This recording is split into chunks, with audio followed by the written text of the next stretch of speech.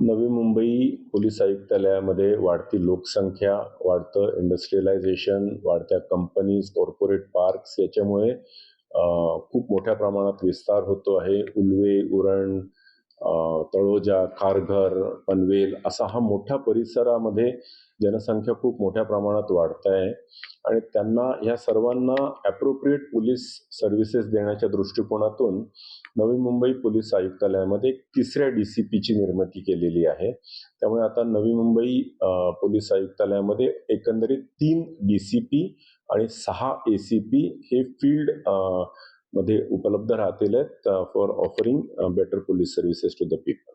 Sir, नवीन एअरपोर्टच्या दृष्टीने नवीन पोलीस स्टेशन निर्मितीचा प्रस्ताव राज्य सरकारकडे पाठवलेला आहे.